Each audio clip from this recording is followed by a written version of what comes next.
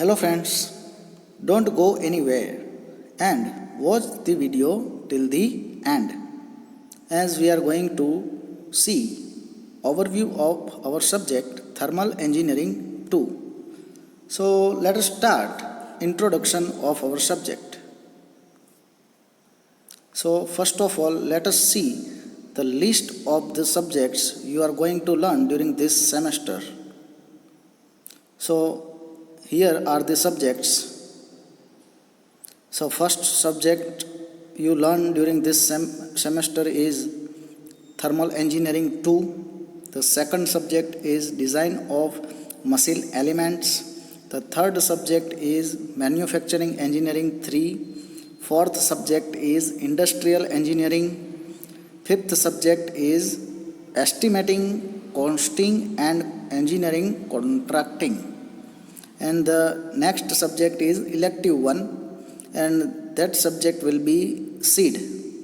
Okay, and the last subject is project. So these are the subjects you are going to learn during this semester. Then let us start introduction of our subject. First of all, our subject name is thermal engineering 2 and our course code is 33-51901. Remember our subject code. First of all, let us see rationale of our subject thermal engineering 2. Subject knowledge of thermal engineering is required in many industries. ઘણી બધી ઇન્ડસ્ટ્રીઝમાં thermal engineering જે આપણો વિષય છે, subject છે, એનું knowledge ખૂબ ઉપયોગી હોય છે. આપણે ઓલરેડી થર્ડ સેમેસ્ટર દરમિયાન થર્મોડાયનેમિક્સ સબ્જેક્ટ ભણી ગયા, ત્યારબાદ થર્મલ એન્જિનિયરિંગ 1 અને અત્યારે આપણે જે અભ્યાસ કરવાના છીએ એ થર્મલ એન્જિનિયરિંગ 2. સો આ થર્મલના જે સબ્જેક્ટ્સ છે, થર્મલ એન્જિનિયરિંગ, આ થર્મલને રિલેટેડ જે કંઈ પણ સબ્જેક્ટ્સ છે એનો ઘણી બધી ઇન્ડસ્ટ્રીઝમાં ખૂબ ઉપયોગી હોય છે. જેવા કે જુદા જુદા પાવર પ્લાન્ટ્સ છે એને રિલેટેડ ઇન્ડસ્ટ્રીઝ હોય, આઈસી એન્જિનને રિલેટેડ કોઈ પણ ઇન્ડસ્ટ્રીઝ હોય, રેફ્રિજરેશનને રિલેટેડ કોઈ પણ ઇન્ડસ્ટ્રીઝ હોય, એર કન્ડિશનિંગને રિલેટેડ કોઈ પણ ઇન્ડસ્ટ્રીઝ હોય. તો આ તમામ ઇન્ડસ્ટ્રીઝ છે તેમાં આપણા સબ્જેક્ટ થર્મલ એન્જિનિયરિંગનું જ્ઞાન ખૂબ જ ઉપયોગી હોય છે. The objective of this course is to establish basic fundamental and practical knowledge in the field of internal combustion engine, refrigeration, air conditioning, eco-friendly fuels, etc. These are major fields of mechanical engineering. Mechanical એન્જિનિયરિંગના major ફિલ્ડ્સમાં આપણે જોઈએ તો આ તમામ જે અહીંયા દર્શાવેલા internal combustion engine છે, રેફ્રિજરેશન છે, એર કન્ડિશનિંગ છે અને અલ્ટરનેટિવ ફ્યુલ્સની વાત કરીએ તો આ બધા જ જે ફિલ્ડ્સ છે મિકેનિકલ એન્જિનિયરિંગના મેજર ફિલ્ડ્સ તરીકે આપણે લઈ શકીએ. અને આ તમામ મેજર ફિલ્ડ્સ જે છે તેને રિલેટેડ જે ચેપ્ટર્સ છે એનો અભ્યાસ આપણે આ થર્મલ એન્જિનિયરિંગમાં કરવાના છીએ. Next, student will be able to understand different system and apply its competencies in major fields in related industries. અહીંયા આપણે ચેપ્ટરમાં જે કંઈ પણ થર્મલ એન્જિનિયરિંગને રિલેટેડ જુદી જુદી આઈસી એન્જિન, રેફ્રિજરેશન અને એર કન્ડિશનિંગની જે સિસ્ટમનો અન્ડરસ્ટેન્ડિંગ તમે સમજણ મેળવશો તેનો ઉપયોગ તેને તમે ઇન્ડસ્ટ્રીઝને રિલેટેડ જે મોટા ક્ષેત્રો છે તેમાં એપ્લાય કરી શકશો. Knowledge of alternate fuels is required as emerging field and today's need of society which will be provided by the course content.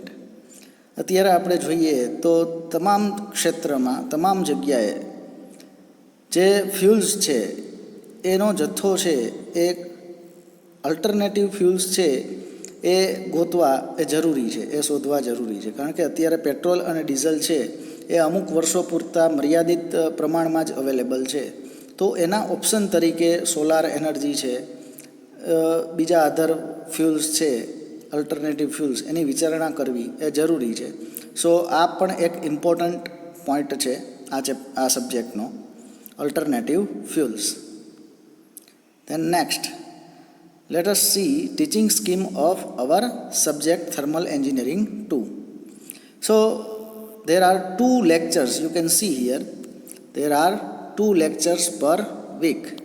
You can see here, weekly 2 lectures છે એ આ સબ્જેક્ટ માટે ફાળવેલા છે, અને 2 hours of practicals per week. 2 hours of lecture and 2 hours of practical. So weekly આ subject તમે 4 કલાક અભ્યાસ કરો છો. ઓકે, વીકલી તમે પર વીક 4 કલાક તમે આ સબ્જેક્ટનો અભ્યાસ કરતા હોવાથી આ સબ્જેક્ટની તમે ટોટલ ક્રેડિટ અહીંયા જોઈ શકો છો કે 2 + 2 એટલે કે 4 hours per week you are going to study this subject thermal engineering 2. Next આપણે એની એક્ઝામિનેશન સ્કીમની વાત કરીએ તો થિયરી માર્ક્સની વાત કરીએ સૌ પ્રથમ તો ESE and semester examination GTU દ્વારા તમને ખ્યાલ જ હશે કે GTU દ્વારા આપણે સેમેસ્ટરના એન્ડમાં જે થિયરી 70 માર્ક્સની હોય છે. ત્યારબાદ પ્રોગ્રેસિવ અસેસમેન્ટ 30 માર્ક્સ. સો આ જે તમારા માર્ક્સ છે એ મિડ એક્ઝામના માર્ક્સ છે. So total theory marks mid એક્ઝામના 30 પ્લસ GTU જે ફાઇનલ એક્ઝામિનેશન છે એના 70. So total theory marks will be 100, 70 + 30. Then practical marks end semester examination, સેમેસ્ટરના એન્ડમાં જે એક્સટર્નલ વાઇવા આપણે કહીએ છીએ એ એક્સટર્નલ વાઇવાના 20 માર્ક્સ હોય છે, પ્લસ જે આપણે સેમેસ્ટર દરમિયાન લેબ વર્ક જે તમે કરો છો, ફાઇલ બનાવો છો અને એક્સપેરિમેન્ટ જે પરફોર્મ કરો છો તેના 30 માર્ક્સ છે. So total practical marks will B 20 + 30, 50.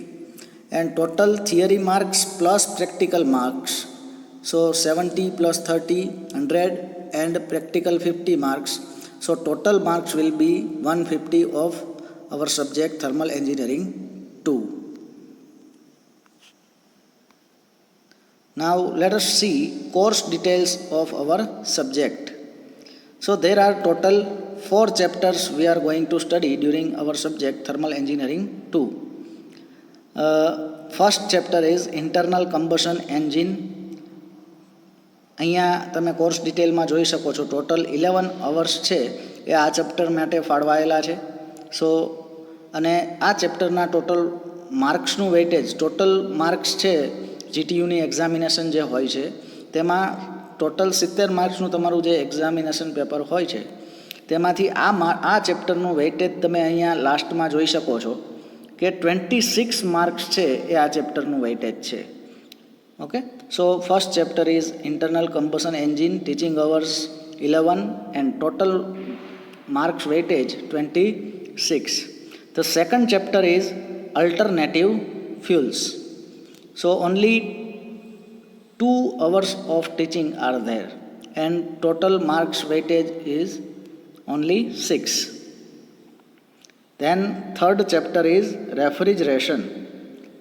So આ બીજું એક મોટું ચેપ્ટર છે તમારા સિલેબસનું. 10 ટીચિંગ અવર અહીંયા આપેલા છે અને માર્ક્સ વેઇટેજ પણ તમે અહીંયા જોઈ શકો છો 24. Then fourth chapter is air conditioning, teaching hour 5 and total marks of the chapter 14. So here you can see chapter 1 26 and chapter 3 refrigeration 24 marks. સો ફક્ત 4 ચેપ્ટરમાંથી આ જે 2 ચેપ્ટર્સ છે એનું જ વેઇટેજ 70માંથી 50 માર્ક્સનું થઈ જાય છે. ઓકે, સો આ જે માર્ક્સનું વેઇટેજ આપેલું છે એને રિલેટેડ એક અહીંયા નીચે તમે જોઈ શકો છો નોટ આપેલી છે. સો એ નોટની આપણે ચર્ચા કરીએ, નોંધની. This specific table shall be treated as a general guideline for students and teachers. The actual distribution of marks in the question paper may vary slightly from above table. જે અહીંયા ટેબલમાં જે માર્ક્સ દર્શાવેલા છે ઘણી વખત સ્ટુડન્ટ્સ કહેતા હોય છે, બરાબર, કે અહીંયા 26 માર્ક્સનું આ ચેપ્ટર છે તો એક્ઝામમાં ફક્ત 20 જ માર્કનું આવ્યું છે અથવા તો એક્ઝામમાં 30 માર્કનું આમાંથી પૂછાય છે. સો આ માર્ક્સ જે અહીંયા દર્શાવેલા છે, વેઇટેજ જે દરેક ચેપ્ટરને આપેલું છે એમાં સ્લાઇટલી વેરિએશન આવી શકે, ખૂબ જ મોટા પ્રમાણમાં વેરિએશન આવી શકે નહીં. એટલે કે આપણે ફર્સ્ટ ચેપ્ટરની જ વાત કરીએ ઇન્ટરનલ કમ્બશન એન્જિન તો એ 26 માર્ક્સનું છે, તો એની જગ્યાએ બની શકે કે 20-22 માર્કનું જ ફક્ત પૂછાય, થોડું ઓછું પૂછાય, અથવા તો 26ને બદલે 30 કે 28 માર્ક્સનું પણ પૂછાઈ શકે. ઓકે, સો એમાં સ્લાઇટલી વેરિએશન આવી શકે, પણ અબાઉટ 26 માર્ક્સ છે એ આ ચેપ્ટરનું વેઇટેજ હશે. નેક્સ્ટ, ચેપ્ટર નંબર 1નું હવે આપણે ઇન્ટ્રોડક્શન જોઈ લઈએ. Chapter number 1, unit 1 is internal combustion engines. So, first point of our chapter is IC engine concept and comparison of IC engine with EC engine, then classification of IC engine, then working principle of IC engine and terminology used. So, શરૂઆતમાં આપણે આ ચેપ્ટરમાં IC એન્જિનની definition, તેના concept વિશે જોશું. ત્યારબાદ આ IC engine છે જે ઇન્ટરનલ કમ્બશન એન્જિન, તેની આપણે એક્સટર્નલ કમ્બશન એન્જિન સાથે કમ્પેરિઝન કરીશું. ત્યારબાદ આપણે IC એન્જિનના ક્લાસિફિકેશન, તેના જુદા જુદા પ્રકારો વિશે જોઈશું અને તેના વર્કિંગ પ્રિન્સિપલનો અભ્યાસ કરીશું. Then second point is main components of IC engine and their functions. ત્યારબાદ આપણે IC એન્જિનના જે જુદા જુદા કમ્પોનન્ટ્સ છે, એટલે કે પાર્ટ્સ જે છે, તેના કન્સ્ટ્રક્શનમાં વપરાતા જે પાર્ટ્સ છે તે પાર્ટ્સ વિશે જોઈશું અને તેમના ફંક્શન એટલે કે કાર્યો પણ જોઈશું. Then third point is petrol engine means SI engine and diesel engines means compression ignition engine CI engines, spark ignition engine and compression ignition engine, petrol engine and diesel engine and two stroke engine and four stroke engine. So આપણે આ most important 3 difference છે એ પણ આપણે અહીંયા અભ્યાસ કરવાના છીએ. Petrol engine versus diesel engines, SI engines versus CI engines and two stroke engines versus four stroke engines. આ 3 ડિફરન્સ મોસ્ટ ઇમ્પોર્ટન્ટ ડિફરન્સ છે, જેમાંથી વારંવાર 1 કે 2 ડિફરન્સ છે એ એક્ઝામમાં પૂછાય જ છે. સો આપણે આ 3 મોસ્ટ ઇમ્પોર્ટન્ટ ડિફરન્સ ભણવાના છીએ. એ ઉપરાંત જુદા જુદા એન્જિનના વર્કિંગ પ્રિન્સિપલ્સનો અભ્યાસ કરશું, જેવા કે તેમના વર્કિંગ વિશે જોશું. Two stroke petrol engine, two stroke diesel engine, four stroke petrol engine, four stroke diesel engine. તો આ 4 એન્જિન છે તેના વર્કિંગ વિશે આપણે અભ્યાસ કરીશું, તેનું ડેમોન્સ્ટ્રેશન જોઈશું, તેના મોડેલનું. ત્યારબાદ આ જે એન્જિન્સ છે એને આપણે એની જે સાયકલ પર વર્ક કરે છે એના PV અને TS ડાયાગ્રામ્સ પણ આપણે ડ્રો કરીશું. ત્યારબાદ તેમના જુદા જુદા એલિમેન્ટ્સની સ્કેચ ડ્રો કરીશું, તેમનું વર્કિંગ અને ફંક્શન જોઈશું. Next, various systems. જે IC એન્જિન છે એ પ્રોપરલી વર્ક કરી શકે તેના માટે તેની સાથે જુદી જુદી સિસ્ટમ્સ છે એ જોડાયેલી હોવી જરૂરી છે.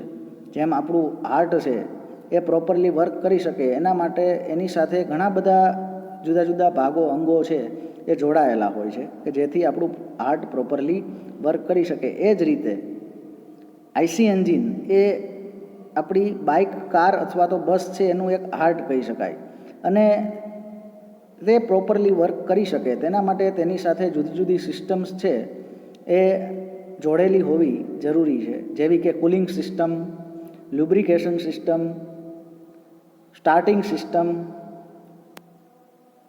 વગેરે, ઇગ્નિશન સિસ્ટમ એટસેટ્રા. સો આ જુદી જુદી જે સિસ્ટમ્સ છે, ફ્યુલ સપ્લાય સિસ્ટમ એ પણ એક જરૂરી સિસ્ટમ છે. પ્રોપરલી ફ્યુલને એન્જિન સુધી સપ્લાય કરવા માટેની system.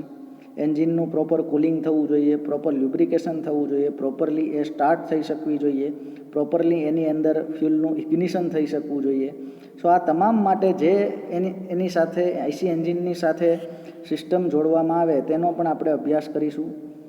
Comparison between SI and CI engines, then theoretical and actual valve timing diagram.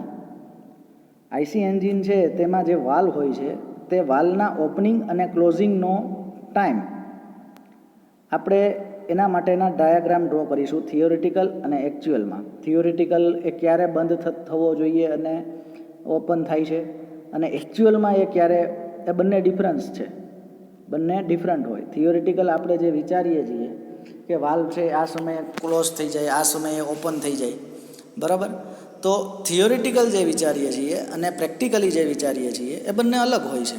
સો એ બંને કઈ રીતે અલગ હોય છે, એ વાલ્વ ટાઈમિંગ, એનું ઓપનિંગ અને ક્લોઝિંગમાં શું ડિફરન્સ હોય છે એકચ્યુઅલમાં એ ક્યારે ક્લોઝ થાય છે વાલ્વ, એકચ્યુઅલમાં એ ક્યારે બંધ થાય છે, એ તમામ આપણે આ પોઈન્ટ નંબર 3માં અભ્યાસ કરીશું. તો પોઈન્ટ નંબર 3 છે એ ખૂબ જ મોટો પોઈન્ટ છે. Then point number 4, MPFI, multi point fuel injection system.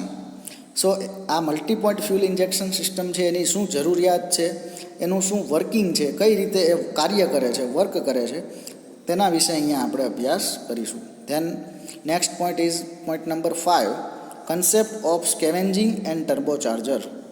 So આ પોઈન્ટ દરમિયાન આપણે સ્કેવેન્જિંગ પ્રોસેસ એટલે શું છે, તેના જુદા જુદા પ્રકારો, એની શું જરૂરિયાત છે, ત્યારબાદ સુપરચાર્જિંગ એટલે શું, સુપરચાર્જિંગ કરવાથી શું ફાયદા મળે છે, એના શું એડવાન્ટેજીસ છે, તે તમામ આપણે આ પોઈન્ટ દરમિયાન ડિસ્કશન કરીશું. Then next point number 6 is concept of common rail direct injection system, CRDI, for diesel engine. Diesel engine માટે જે common rail direct injection system વપરાય છે તેનો કન્સેપ્ટ પણ આપણે આ ચેપ્ટરમાં અભ્યાસ કરીશું. Then next, the last point of chapter number 1 is performance testing of IC engines and its heat balance sheet. આ પોઈન્ટ દરમિયાન આપણે આઈસી એન્જિનના જુદા જુદા પરફોર્મન્સ પેરામીટર વિશે અભ્યાસ કરીશું. Brake power, indicated power, specific fuel consumption, thermal efficiency.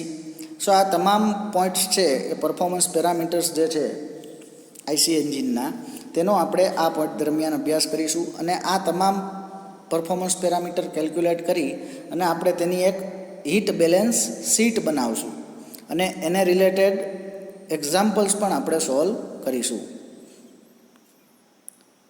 Here you can see sum highlights of our chapter number 1. આ બધું જ આપણે ક્યાંક ને ક્યાંક જોયેલું હોય છે. આપણી બાઇકમાં આપણે એન્જિન જોયેલું હોય છે, બરાબર. એના પાર્ટ્સ પણ ઘણી વખત જોયેલા હોય છે, પણ એના દરેક પાર્ટ્સ છે એના ફંક્શન આપણને ખ્યાલ નથી હોતા. તેનો પરફોર્મન્સ કઈ રીતે ચેક કરી શકાય, નક્કી કરી શકાય, એ આપણને ખ્યાલ નથી હોતા. એ ઉપરાંત આપણે કોઈ પણ જગ્યાએ એન્જિન અથવા તો બાઇકના જે સ્પેસિફિકેશન અથવા તો કારના જે સ્પેસિફિકેશન્સ છે એ પણ આપણે જોઈને સમજી શકતા નથી. પણ આ ચેપ્ટરનો પૂરેપૂરો અભ્યાસ કર્યા બાદ તે તમે ઇઝીલી સમજી શકશો. તેના દરેક પાર્ટ્સ, આઈસી એન્જિન કેવા પ્રકારનું એન્જિન છે, ક્યાં કેવા પ્રકારનું એન્જિન, વી એન્જિન લખેલું છે, dual combustion, V C continuous variable transmission, CVT લખેલું છે, તો એનો મિનિંગ શું છે. સો આ તમામ વર્ડ્સ જે ક્યાંક ને ક્યાંક સ્પેસિફિકેશનમાં આપણે જોઈએ છીએ, સીસી એટલે શું, આપણે વાત કરતા હોઈએ છીએ કે આટલા સીસીનું એન્જિન છે, આ તે જે તે, તો આ તમામ આપણે વાત કરીએ છીએ પણ એકચ્યુઅલમાં એ આપણને ખ્યાલ નથી. પણ આ ચેપ્ટરનો જ્યારે આપણે અભ્યાસ કરીશું સો પૂરેપૂરું તમને એનું નોલેજ મળી જશે. Next chapter number 2, very small chapter of our subject, alternate fuels. So point 1, alternative fuels. શા માટે અલ્ટરનેટિવ ફ્યુલ્સ જરૂરી છે, તેમના જુદા જુદા ટાઈપ્સ, એની properties, compositions, advantages, disadvantages and implementation issues. Okay, જુદા જુદા જે અલ્ટરનેટિવ ફ્યુલ્સ આપણે ખાસ કરીને જોઈશું, સીએનજી છે, એલપીજી છે, બાયોડીઝલ છે, આ સિવાય ઇથેનોલ, મિથેનોલ, જે જુદા જુદા અલ્ટરનેટિવ ફ્યુલ્સ છે એના જુદા જુદા પ્રકારો આપણે અભ્યાસ કરશું. એ શા માટે જરૂરી છે, તેમનું બંધારણ કેવું છે, એના ફાયદા શું છે, એના ગેરફાયદા શું છે, એના ગુણધર્મો કેવા છે, અને તેને ઇમ્પ્લિમેન્ટ આઈસી એન્જિનમાં એ અલ્ટરનેટ ફ્યુલનો આપણે યુઝ કરીએ તો શું ઇમ્પ્લિમેન્ટ કરતી વખતે શું ઇસ્યુ આવી શકે છે, એના વિશેનું તમામ ડિસ્કશન છે એ આપણે આ ચેપ્ટર દરમિયાન કરવાના છીએ. તે ઉપરાંત પોઈન્ટ 1નો એક પોઈન્ટ હજી કહી દઉં, effect of this fuels from pollution of point of view. દરેક ફ્યુલ આપણે અલ્ટરનેટ ફ્યુલ તરીકે વિચારીએ છીએ તો ત્યારે પોલ્યુશન પોઈન્ટ ઓફ વ્યૂ પણ એનો વિચાર કરવો જરૂરી છે. Point number 2 is supply system requirement for CNG and LPG as alternate fuel in vehicles.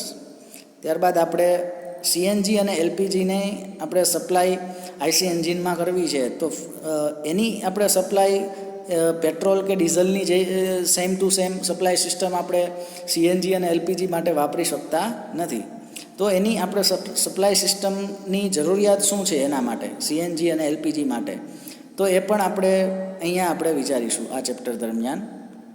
Than conversion kit or device for SI engines.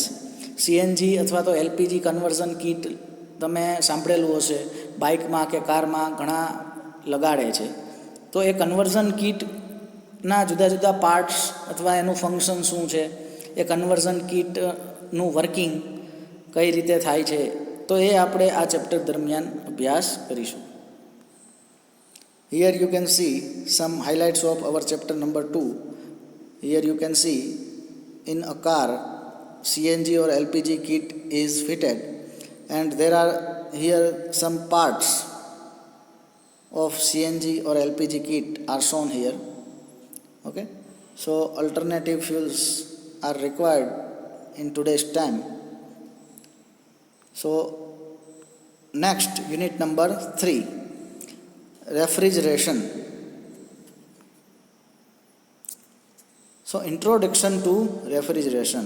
સૌ પ્રથમ તો આપણે શરૂઆત થર્મોડાયનેમિક્સના લાસ્ટ ચેપ્ટરમાં આપણે એકવાર જોઈ ગયેલા કે રિવર્સ કાર્નોટ સાયકલ અને રિવર્સ બ્રેટોન સાયકલ એ બંને રેફ્રિજરેશન સાયકલ તરીકે આપણે ઓળખતા અને તેનો અભ્યાસ ઓલરેડી કરી ગયા. તો આ રેફ્રિજરેશન સાયકલો જે અભ્યાસ કરી ગયા ત્યાંથી જ આપણે આ ચેપ્ટરની શરૂઆત થશે, જે આપણે આ ઇન્ટ્રોડક્શન ઓફ રેફ્રિજરેશન ચેપ્ટર છે એમાં રેફ્રિજરેટર એટલે શું, રેફ્રિજરેશન પ્રોસેસ કેને કહેવાય, તેના વિશે આપણે અહીંયા ઇન્ટ્રોડક્શન પાર્ટમાં જોઈશું. Then point number 2, reverse Carnot cycle and Bell Coleman cycle means reverse Brayton cycle.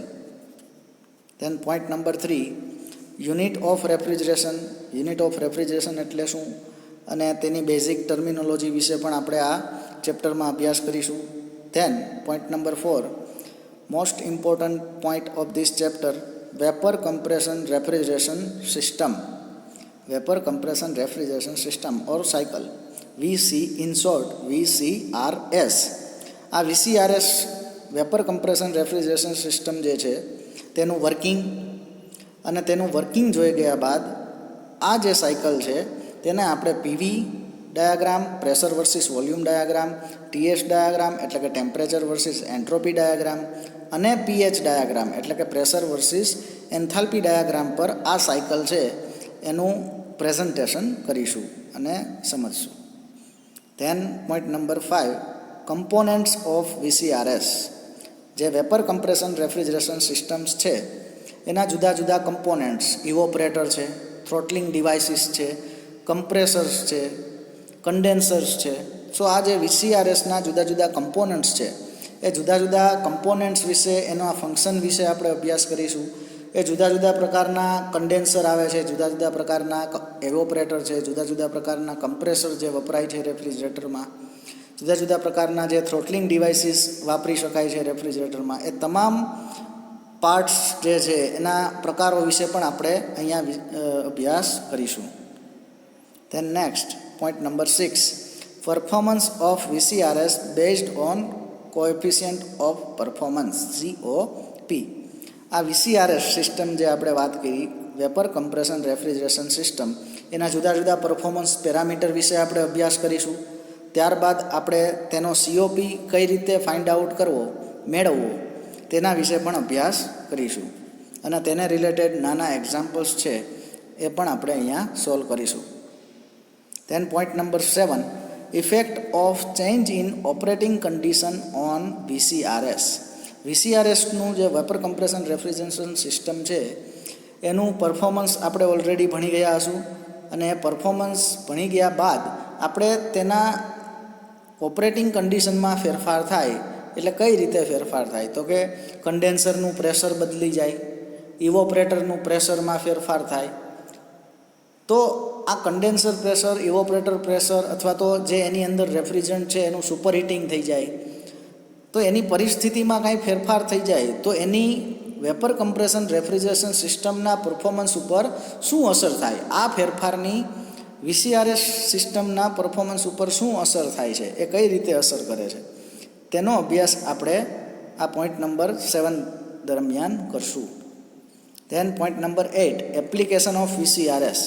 જે વેપર કમ્પ્રેશન રેફ્રિજરેશન સિસ્ટમ છે તેનો ઉપયોગ આ સિસ્ટમ પર કયા રેફ્રિજરેટર્સ કામ કરે છે, તો કે ઓલમોસ્ટ તમામ રેફ્રિજરેટર્સ જે તમે ક્યાંક જોયેલા છે એ તમામ રેફ્રિજરેટર્સ ઓલમોસ્ટ VCRS એટલે કે વેપર કમ્પ્રેશન રેફ્રિજરેશન સાયકલ પર કાર્ય કરતા હોય છે, જેવા કે ice plant, cold storage, water cooler, domestic refrigerators જે આપણા ઘરની અંદર હોય છે તે તમામ રેફ્રિજરેટર્સ, ડીપ ફ્રીઝર જે આપણે શોપમાં ક્યાંક ને ક્યાંક જોઈએ છીએ એ તમામ ડીપ ફ્રીઝર્સ છે, તેમના કમ્પોનન્ટ્સ અને વર્કિંગ, આ બધા જ ice plant, cold storage, water cooler, તેના કમ્પોનન્ટ્સ અને એનું વર્કિંગ પણ આપણે અહીંયા જોઈશું.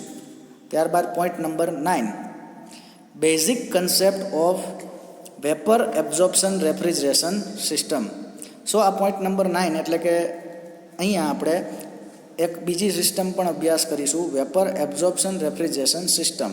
એનો બેઝિક કન્સેપ્ટ વિશે ફક્ત આપણે અહીંયા જોઈશું. અને લાસ્ટ પોઈન્ટ છે રેફ્રિજરન્ટ.